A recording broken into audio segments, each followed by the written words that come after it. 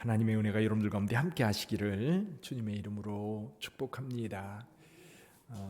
오늘 제목은 나라 사랑입니다. 나라 사랑, 사랑으로 나라와 민족을 위해서 기도할 때 특별히 2022년에는 대통령 선거도 있고 코로나 상황도 있고 여러 가지 우리가 나라와 민족을 위해서 하나님 앞에 기도할 때입니다. 우선 오늘 본문의 말씀은 솔로몬이 성전을 봉헌하면서 하나님 앞에 기도했던 내용 가운데 일부분입니다. 여기 28절부터 1절까지는 재난에 대한 기도입니다. 재난. 자, 여기 보면 7가지 재난에 대해서 이야기를 하고 있어요. 7가지 재난: 기근, 전염병, 곡식이 시듬, 깐부기, 메뚜기, 황충, 그리고 적국의 침입. 이것은 국가적인 재난이지요. 물론 개인적인 재난일 수도 있는데 여기 나오는 재난은 대부분 국가적 재난입니다. 큰 덩어리로 당하는 어려움들이죠. 근데 솔로몬이 여기에 한 가지 덧붙입니다. 뭐냐면 여기 애워싸거나 무슨 재앙이나 무슨 질병이 있거나를 막론하고, 그러니까 우리가 고난 또는 재난이라고 생각되어지는 것이 있을 때 하나님 앞에 기도하라는 겁니다. 자, 이런 재난이 있을 때 중요한 게 뭐냐면 깨닫는 겁니다. 이것이 재난이구나 라고 하는 것을 깨닫지 못하면 기도하지 않습니다. 문제를 해결하려고 하지도 않을 거고요. 이게 뭐지? 그러면서 그냥 지나치고 말 거예요. 솔로몬은 여기에서 그 29절에서 이렇게 말합니다. 한 사람이나 혹 주의 온 백성이 이스라엘이 다 각각 자기의 마음에 재앙과 고통을 깨닫고, 여러분 깨닫는 것이 굉장히 중요해요. 야, 이것은 재난이구나.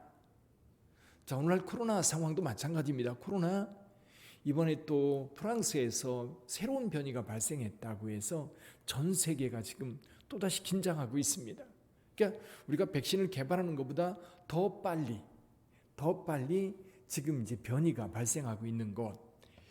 또 한 가지 독일의 상황에서는요. 독일은 이제 우리나라 같은 경우는 한 사람이 감염되면 감염 경로를 추정해가지고 격리를 시키고 그러면서 막으려고 애를 쓰는데, 아예 중국 같은 경우는 아예 그냥 통제를 해버리고요.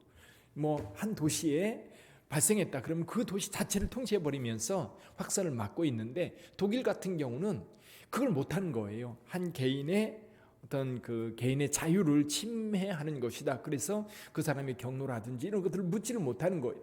그러다 보니까 독일에서는 급속도로 번져가고 있고 지금 최대로 지금까지 왔던 것보다도 더 많은 감염자들이 발생하고 있는 그런 상황들입니다. 그 이야기를 들으면서 무슨 생각이 드느냐면, 야, 이건 진짜 재난이다. 하나님께서 주신 재난이다.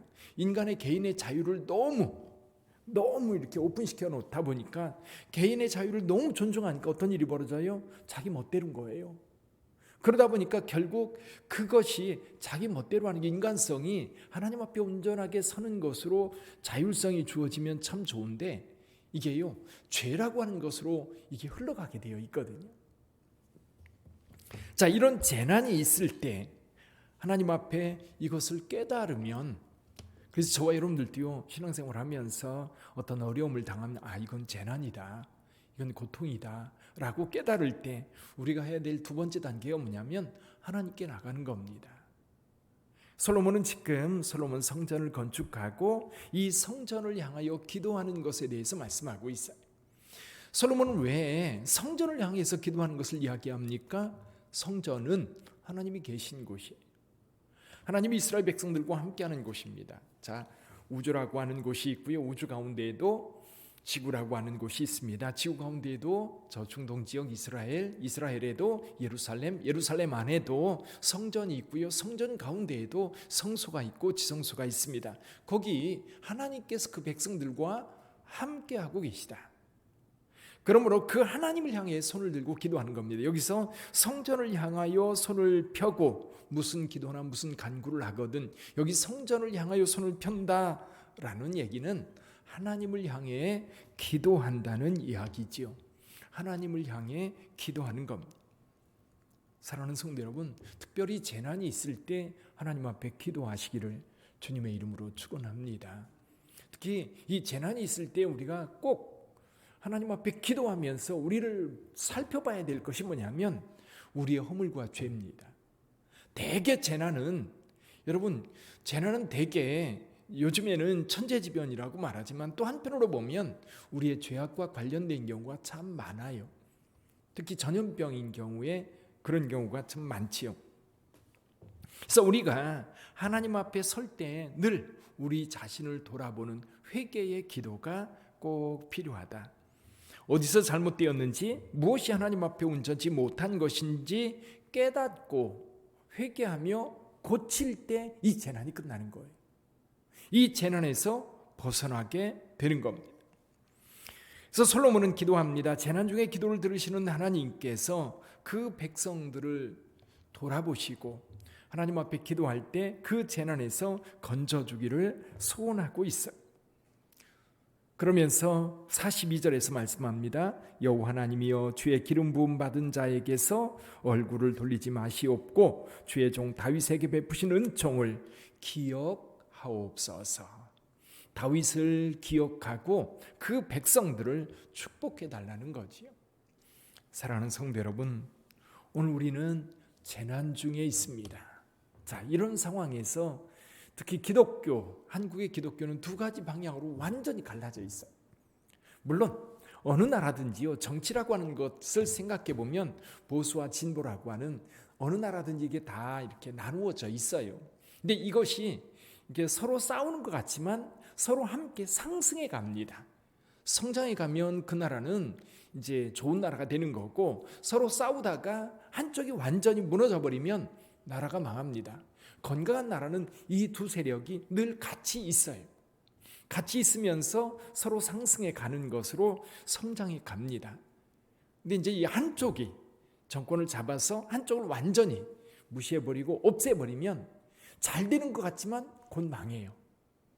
이게 이제 독재거든요, 독재. 그래서 서로 정권들이 이제 양쪽의 진보와 보수가 서로 협력하면서 가는데 서로 비난하면서도 발전해 가면 참 좋은데, 오늘날 그런 발전적인 모습보다는 이게 서로 이제 비난하면서도 상대방이 부족한 것을 우리가 보완하면서 함께 가면 참 좋은데 그러지 못한 것 같은 모습이어서 안타까워요. 그러면 이런 상황에서 우리 기독교인들은 어떤 태도를 보일까? 우리 기독교인들도 역시 정치의 이쪽, 진보다 또 보수다 이쪽으로 완전히 치우쳐 가지고 교회가 정치를 드러내고 있는 그런 상황이에요. 저는 이렇게 생각합니다. 우리 교회 성도들은 그렇지 않아서 참 감사해요.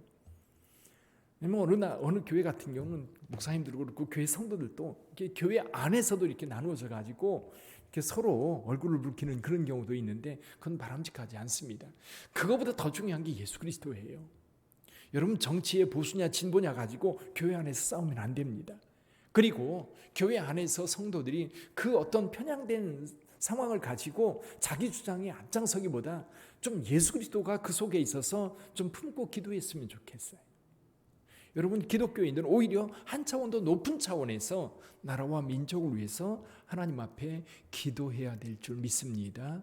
더군다나 코로나 상황 속에서 한쪽에서는 루머를 퍼뜨려 가지고 이 백신을 맞는 것도 그렇고, 또 이 코로나 상황을 통해서 정치적으로 이걸 이용해서 나라를 통제하려고 한다.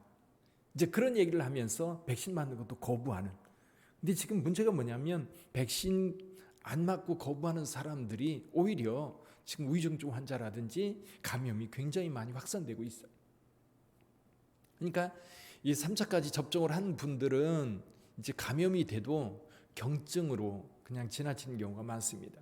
그러니까 여러분, 이런 것들을 보면서 정부나 국가에서 하는 것이 이성적으로나 또는 합리적으로 정상적으로 가는 것이라고 하면 협력하는 게 맞아요. 거기에 무슨 음모가 있다. 물론 정치인들은요, 나름대로 정치적 계산을 다 해요. 안 하지 않습니다. 그러나 정치적 계산을 해도 여러분, 국민의 건강과 안전과 이런 거를 위해서 간다고 한다면 여러분, 함께 협력하는 게 맞습니다. 물론 잘못된 것에 대해서는 우리가 비판할 수 있지요. 그러나 그 정권이 보수 정권이든 그 정권이 진보 정권이든 그것이 국민을 위해서, 국민의 건강과 안전을 위해서 노력하고 있는 모습에 대해서 인정하고 협력하는 것이 맞다. 루머를 따라가지고 하는 것은 옳지 못한 것이라고 저는 생각합니다. 더군다나 우리나라 같은 경우는요, 기독교적인 색채가 굉장히 강합니다. 여러분, 해마다 연초가 되면 조찬기도회라고 하는 걸 해요. 거기에 꼭 대통령을 모시고, 그 대통령이 불교든 그 대통령이 종교가 다른 것이든 늘 대통령과 함께 조찬기도회를 하는 것이 우리나라의 전통이에요. 그럼 이렇게 된 데에는요, 배경이 좀 있습니다. 우리나라에요, 우광복이라고 하는 분이 있었어요. 우광복. 이분들이 이제 미국의 선교사로 온 이제 선교사 자녀인데요. 이분들이 이 공주 지역에 자리를 잡습니다. 그런데 이 선교사님이 몇 년 못 가서 일찍 장티푸스로 죽어요. 이유가 뭐냐면 가는데 비가 막 쏟아져서 비를 피하려고 어디로 가느냐면 상여집에 들어갑니다. 근데 상여에 얼마 전에 장티푸스로 죽은 사람을 이제 장례를 치르고 거기다 갖다 놨는데, 그날 선교사님이 거기 잠깐 머무는 장티푸스균에 감염이 돼서 죽습니다. 남편이 죽으니까 이 아들 우광복 어린 아이들을 둔 이 선교사 사모님이 미국으로 아이들 데리고 건너갑니다. 둘을 낳는데, 그때 당시에 둘이 있었는데 건너갔다가 2년 만에 이 선교사 부인과 두 자녀를 데리고 다시 공주로 와서 47년간 사역을 합니다.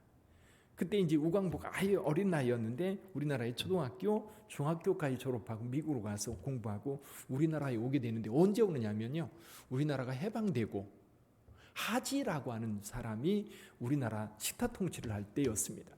이 사람이 한국어를 잘 모르는 거예요.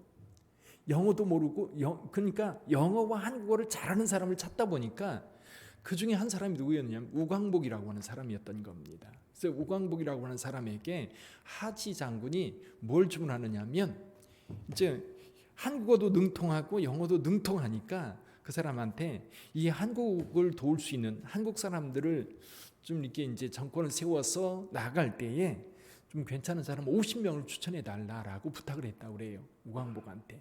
그래서 우광복이 어머니한테 가가지고 어머니하고 기도하면서 그때 50명을 추천을 했는데요, 50명 가운데 48명이 기독교인이었어요. 그러니까 그때 당시부터 이 우리나라의 정부의 주요 요직에 기독교인들이 다 들어가서 교회를 이제 나라를 이끌었던 겁니다. 문교부 장관이라든지 그때 이제 국회, 재헌국회에서 기도했던 분들이라든지 이윤영 목사님이라든지 이런 분들이 사실은 다 기독교적 가치관을 가지고 이 나라가 시작되었던 거거든요. 그러다 보니까 한국의 기독교는 이 나라와 민족을 위해서 오히려 더 많이 기도하면서 가야 되는, 그래서 이 나라는 여러분 대한제국 시대 우리나라에 기독교가 들어와서 일제시대에 독립운동을 가장 주도적으로 한 나라 사람들이 기독교인들이고요.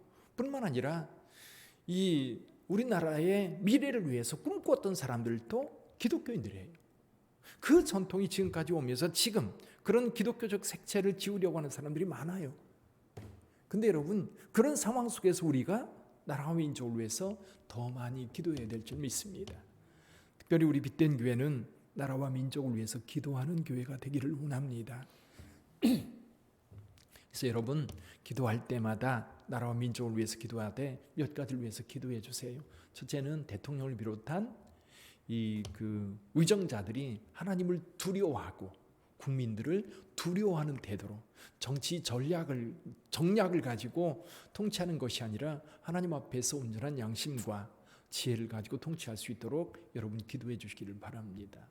나라와 민족을 위해서 꼭 기도해야 될 것 가운데 하나가 뭐냐면 교회예요. 교회가 깨어서 기도하면 나라가 삽니다. 남북의 문제를 위해서도 여러분 꼭 기도해 주시기를 바라요. 우리나라는 지금도 전쟁 중에 있는 나라입니다. 잠깐 쉬고 있을 뿐이에요. 휴전. 그렇죠? 언제든지 전쟁이 일어나도 이상하지 않을 나라가 우리나라예요. 남북의 문제가 정상적으로 통일이 될 수 있도록 기도해 주시고, 또 우리가 요즘의 정세를 보면 국제 정세 속에서 우리나라가 계속 고립되는 것 같은 느낌인 거예요. 중국, 일본, 미국, 러시아 이런 강대국들 사이에서 우리나라만 너무 약자이고, 보세요. 미국, 일본, 일본도 우리나라의 경제력이라든지 나라라든지 국민이라든지 3배, 4배 커요. 경제력도 마찬가지고 중국 얼마나 큽니까? 러시아 그런 나라들 사이에 이렇게 끼어 있는. 근데 우리나라는 하나님이 보호하사 할렐루야. 하나님께서 지켜주셔야만 되는 나라라고 한다면 저와 여러분들이 더 많이 깨어 기도해야 될 줄 믿습니다. 이런 여러 가지에 대해서 2022년 하나님 앞에 우리가 늘 깨어 기도하는 우리의 기도의 제목이 되는 그런 기도가 되기를 주님의 이름으로 축원합니다. 이 시간 함께 나라와 민족을 위해서 몇 가지 기도합니다.